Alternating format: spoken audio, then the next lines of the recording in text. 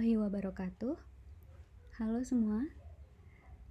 Ya, pada kesempatan kali ini saya akan mencoba untuk menjelaskan mengenai materi 2 pada pertemuan 1 mata kuliah statistika dasar kemarin. Fokus materi yang akan dibahas kali ini adalah mengenai teknik pengambilan sampel. Sebelumnya kalian sudah mendapatkan slide ini dan sekarang saya akan coba jelaskan. Teknik pengambilan sampel adalah cara atau prosedur yang kita lakukan untuk mengambil sampel dari suatu populasi. Mempelajari teknik pengambilan sampel itu sangat perlu karena pengambilan sampel sendiri sangat menentukan bagaimana kesimpulan yang kita peroleh di akhir analisis nanti. Jadi kalau misalkan prosedur yang kita gunakan untuk memilih sampel itu salah, maka pasti akan mempengaruhi bagaimana kesimpulannya nanti. Ya. Untuk teknik pengambilan sampel sendiri yang akan kita bahas saat ini ada 4 jenis, yaitu simple random sampling, cluster sampling, systematic random sampling, dan stratified sampling. Sebenarnya untuk teknik pengambilan sampel sendiri itu ada banyak sekali jenisnya. Ada yang dikenal juga dengan nama pervasive sampling, ada juga yang namanya snowball sampling, dan masih banyak lagi. Tapi berhubung waktu kita yang tidak cukup, jadi di sini saya hanya memperkenalkan 4 jenis saja, seperti yang tadi saya gambarkan dan kalian bisa lihat di layar. Oke, yang pertama simple random sampling. Kalau diterjemahkan kira-kira ini bisa dikatakan sebagai teknik pengambilan sampel yang acak dan sederhana. Oke, definisinya prosedur pengambilan sampel untuk teknik sampel acak sederhana itu memungkinkan setiap sampel itu memiliki peluang yang sama untuk dipilih sebagai sampel. Jadi seakan-akan kita tidak tahu sampel itu yang mana saja, siapa saja gitu, terserah. Yang penting intinya keambil tanpa kita lakukan proses-proses yang lain. Maksud saya begini, kalau kita ingin peluang sampel itu terjadi sama gitu, maka tidak ada prosedur khusus yang kita lakukan. Yang penting kita jangan memilih saja sampel itu, intinya acak saja, dan tidak ada perencanaan tertentu bahwa yang seharusnya diambil tuh yang seperti ini dan ini. Jadi saya pikir itu bisa dikatakan sebagai sampel acak sederhana, prosedur untuk mengambil sampel yang acak dan sederhana. Nah, sampel yang diambil dengan teknik seperti itu kita sebut sebagai simple random sample atau sampel acak sederhana. Jadi tergantung dari teknik pengambilan sampelnya, maka si sampel itu kita namakan juga seperti teknik pengambilan sampel itu. Simple random sampling atau sampling acak sederhana itu terdiri menjadi 2 jenis. Yang pertama yang dengan pengembalian dan tanpa pengembalian. Nah, misalkan nih saya sedang mengambil, misalkan saya memiliki sebuah wadah di mana wadah itu terdapat berbagai macam kelereng yang berwarna-warni, ada merah, kuning, hijau, seperti itu. Nah, kemudian dengan mata tertutup saya ingin mengambil satu buah kelereng di dalam situ. Nah, kalau misalkan saya ambil 1 kali, kemudian setelah saya ambil tuh saya cek, oh ini warna yang terambil misalkan saja kuning, dan saya letakkan kembali si kuning tadi ke dalam wadahnya, maka itu artinya yang saya lakukan itu dengan pengembalian, yang mana yang tadi saya ambil itu mungkin saja bisa saya ambil lagi nanti untuk pengambilan yang berikut-berikutnya. Jadi sampelnya bisa saja yang itu-itu saja karena kita menggunakan pengembalian. Kalau tanpa pengembalian, kita ambil dari wadahnya, kita tidak kembalikan. Kita ambil, kita simpan. Nanti yang kita ambil berikutnya tentu saja orang lain, barang yang lain gitu dari yang kita ambil sebelumnya, meskipun nanti warnanya bisa sama ataupun bisa berbeda. Dan di sana kan banyak dari si kelereng yang ada di wadah itu jelas berkurang. Tapi kalau di pengambilan dengan pengembalian jelas tidak berkurang karena banyaknya sesuai dengan banyak aslinya. Nah, di sini contoh untuk simple random sampling. Pertama, picking slips paper out of a box. Jadi kita ngambil gulungan kertas yang di dalam kotak. Nah, itu salah satu contohnya. Itu termasuk acak sederhana. Kenapa acak? Karena kita kan tidak mengetahui siapa yang kita ambil. Kita tidak merencanakan siapa yang kita ambil. Pokoknya kita aduk itu gulungan kertasnya, kita acak, nanti waktu kita ambil terus kita pilih satu. Nah, itu kan tidak kita rencanakan siapa yang akan terpilih. Kemudian cara yang kedua, kita juga bisa memilih menggunakan tabel nomor acak, tabel bilangan acak. Dan yang ketiga itu namanya pembangkit bilangan acak. Kalau pembangkit bilangan acak ini biasanya menggunakan software. Kalau yang random number tables itu ada tabelnya yang bisa kalian lihat di halaman berikutnya. Oke, ini seperti arisan atau undian. Which is kalau arisan kan nggak dimasukkan lagi ya. Undian juga tidak dimasukkan kembali, yang sudah diambil pasti dirobek. Namanya itu si gulungan kertasnya itu pasti dirobek. Nah, nanti kalau begitu kondisinya itu lebih condong ke arah without replacement ya. Oke, yang random number tables. Nah, random number tables yang saya capture di sini, yang saya tampilkan di sini, itu saya ambil di buku Waze 2011. Sebenarnya ini ada kasusnya. Jadi kasusnya itu seperti ini, bisa kita cek sama-sama. Nah, di sini Profesor Hassett itu mau mengambil sampel mengenai attitudes dari mahasiswa yang mengambil mata kuliah aljabar di sekolahnya. Ini siswa atau mahasiswa? Nah, kemudian dia memutuskan untuk menginterview 15 orang dari 728 students mahasiswa yang mengambil kuliah itu. Nah, untuk menentukan siapa 15 orang ini, dia menggunakan random number tables yang ini. Nah, langkah pertama yang dia lakukan adalah ada di sebelah sini, bisa kalian cek nanti. Mana dia? Nah, ini. We first pick a random starting point. Say by closing our eyes and placing a finger on table 1.5. So, jadi pertama-tama you have to closing your eyes, katanya. Pertama tutup aja mata kalian, kemudian letakkan jari telunjuk kalian misalkan di salah satu di tabelnya, di kolom numbernya, di tabel ini. Misalkan anggap saja saya tutup mata, terus tiba-tiba saya meletakkan tangan saya di sini, di atas ini. Nah, berhubung ini kan ratusan anaknya, berarti yang kita ambil itu 3 digit, mulai dari sini. Nah, perhatikan bahwa students itu urutannya dari 1 sampai 728.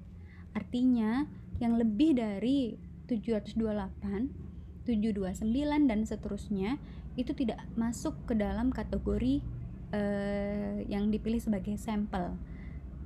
ya, karena kan nomor siswa 729 tidak ada, siswanya kan hanya sampai 728. Oke, kita mulai dari sini. Ini 069 itu kan masih di dalam rentang 1 sampai 728.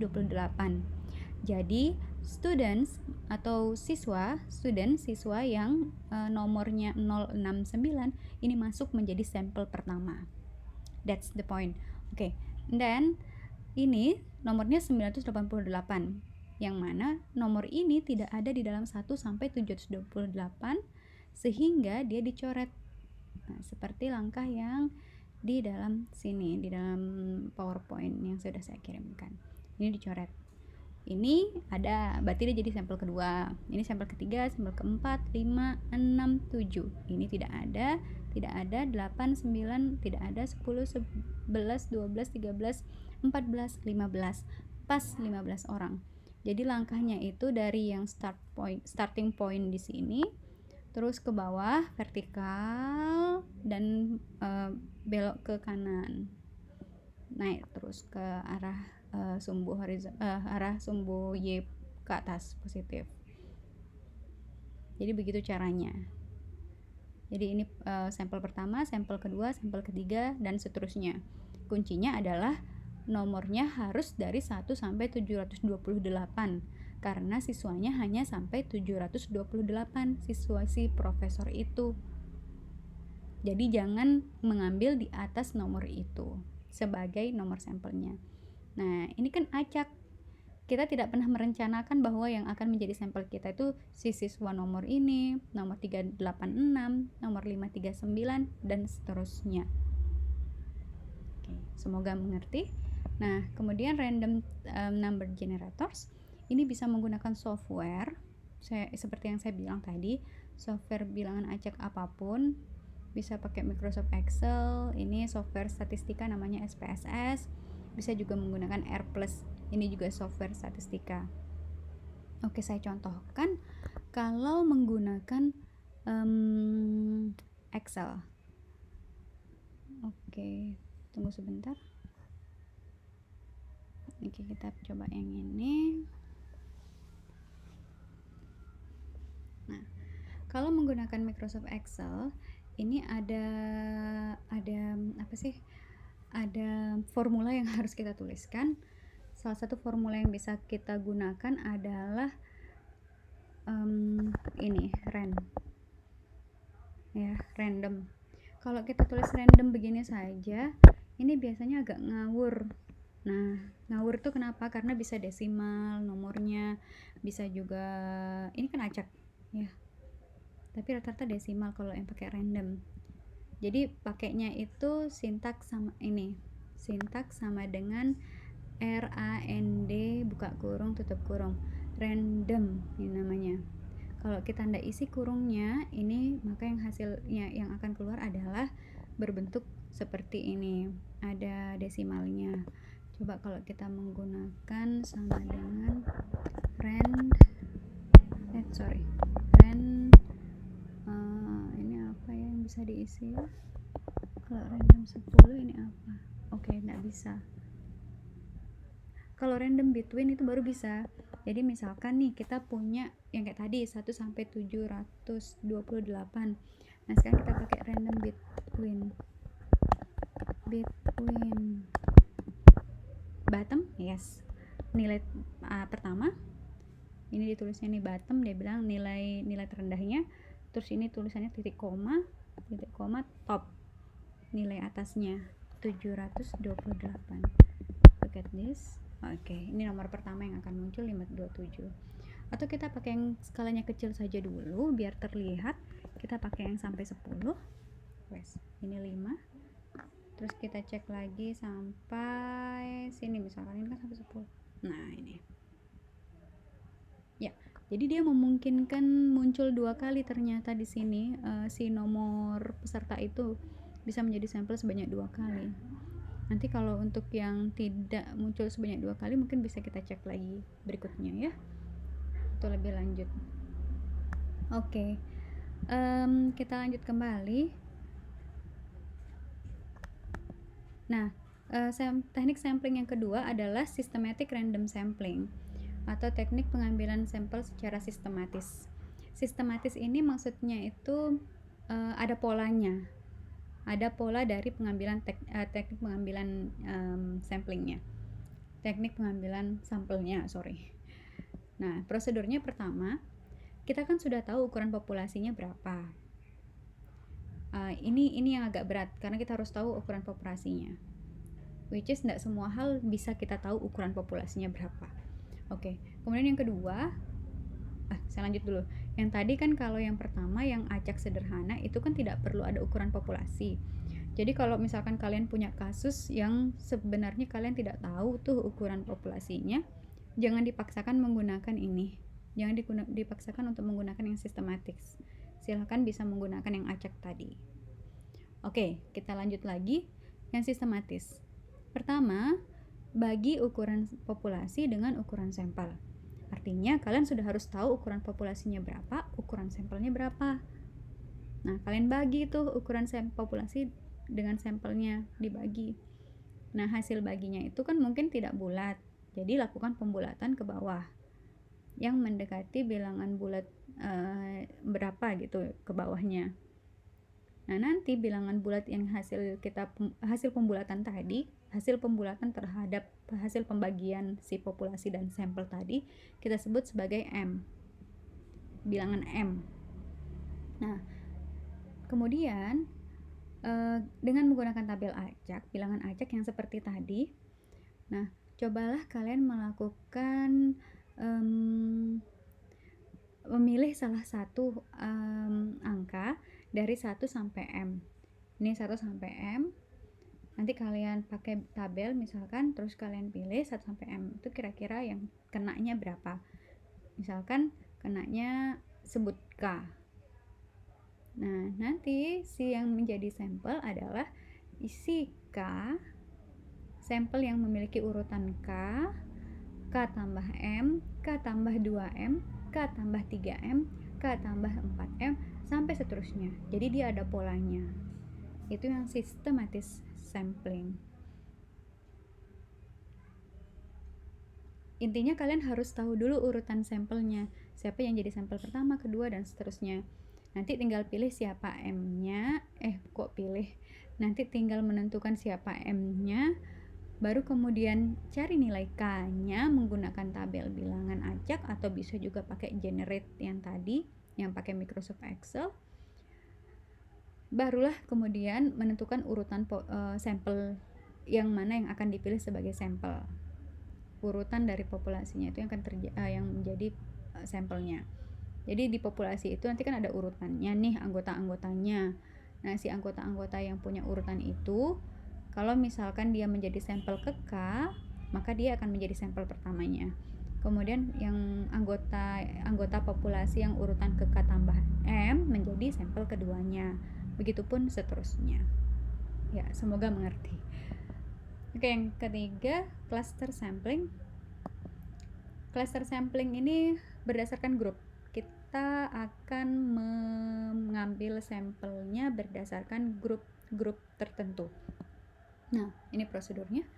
Kita pertama bagi populasinya ke dalam beberapa grup atau cluster. Grup atau cluster ya. Kemudian setelah kita bagi menjadi beberapa grup, ya, kalau dicontoh di buku itu seperti misalkan di BTN. Di BTN itu kan ada klaster apa, ada klaster apa. Nah, itu bisa tuh kita jadikan klaster pertamanya itu klaster yang mana, klaster keduanya itu yang mana. Jadi grup pertama, grup kedua. Nah, nanti si grup-grup ini kan punya anggota-anggota. Nah, anggota-anggota dari setiap grup itu kita ambil sampelnya menggunakan teknik acak sederhana. Nah, berapa banyaknya ya tergantung berapa kira-kira butuh sampelnya kalian. Tergantung besar populasinya kira-kira berapa dan kira-kira sampelnya itu dibutuhkan berapa orang. Nah, nanti setiap anggota dari grup yang kita dapatkan melalui teknik sampel acak sederhana itulah yang akan kita jadikan sebagai sampel dari populasinya. Oke. Terakhir, stratified random sampling. Nah, ini subpopulasi. Kita bisa membagi juga sih populasinya. Tapi prosedur yang ini katanya lebih andal, lebih reliable daripada cluster katanya. Nah, ini prosedur untuk yang di sini, yang stratified random sampling, itu dia sangat menggunakan proporsi. Jadi terkadang kan subpopulasi itu banyak dari anggotanya tidak sama, bisa ada yang sedikitan atau ada yang besaran. Misalkan kalau dalam suatu daerah banyaknya yang laki-laki tidak sama dengan banyaknya yang perempuan. Nah, ini dia akan mengikuti proporsi dari si subpopulasi awalnya gitu. Oke, yang pertama sama, kita bagi-bagi menjadi beberapa subpopulasi. Kemudian untuk setiap stratum kita diminta untuk mencari sampel menggunakan teknik sampel acak sederhana. Teknik sampling acak sederhana yang mana kita gunakan ukurannya itu ukuran proporsional yang dari ukuran setiap subpopulasinya, yaitu ukuran sampel untuk setiap stratum sama dengan total ukuran sampel dikali dengan ukuran stratum dibagi ukuran populasi. Oke, ya. Jadi proporsi ini. Ukuran stratum itu maksudnya banyak anggota untuk setiap subpopulasi dibagi dengan anggota populasi keseluruhan dikali dengan ukuran sampel untuk setiap stratum. Dikali dengan total ukuran sampel. Oke. Itu yang sama dengan sampelnya. Ini ada rumus di sini. Ukuran stratum dibagi dengan ukuran populasi dikali dengan ukuran sampelnya. Misal ya, saya ingin mengumpulkan 100. Misalkan saya ingin mengumpulkan 100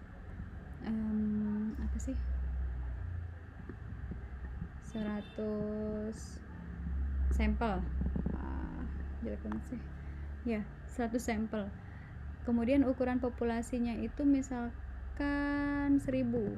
Misalkan 1000 ya, ukuran populasinya itu. Agak jelek nih tulisan saya. Nah, kira-kira kalau misalkan subpopulasinya itu ini total sampel yang kita mau ya. Ini total sampelnya yang kita mau. Ini total populasinya yang kita punya juga. Kemudian kita ingin menentukan berapa banyak ukuran stratum dari yang kita inginkan di sini. Ukuran sampel untuk stratumnya. Oke, populasi ini misalkan terdiri dari 2 subpopulasi. Misalkan 2 subpopulasi itu pembagiannya itu yang ini 700. Ya. Dan yang ini 300.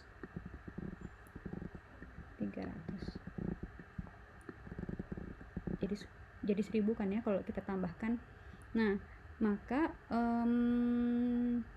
ini anggap saja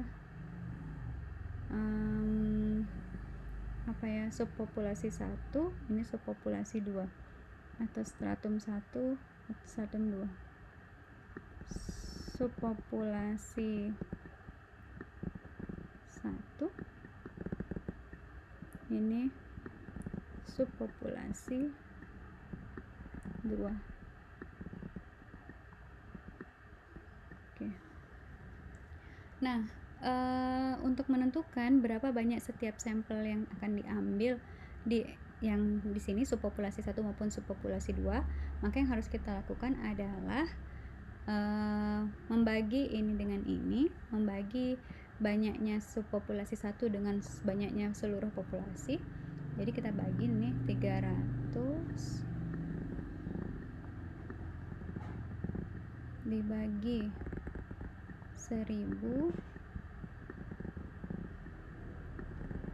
lama banget, dikali 100. karena total total populasi yang kita mau ambil itu 100. Nah, ini pasti sama dengan 30. Ini pasti sama dengan 30. Ya, 100 ini karena total sampel yang kita ambil tuh 100 keseluruhannya. Jadi khusus untuk yang ini nih, yang ini sampel yang kita ambil tuh sebanyak 30. Nah, begitupun yang berikutnya. Yang ini tinggal 700 dibagi 1000 dikali 100 pasti dapatnya 70. Nah, nanti untuk menentukan siapa yang 30 orang ini, 30 sampel yang menjadi yang akan dijadikan sebagai sampel di subpopulasi pertama, kita gunakan teknik sampel acak sederhana.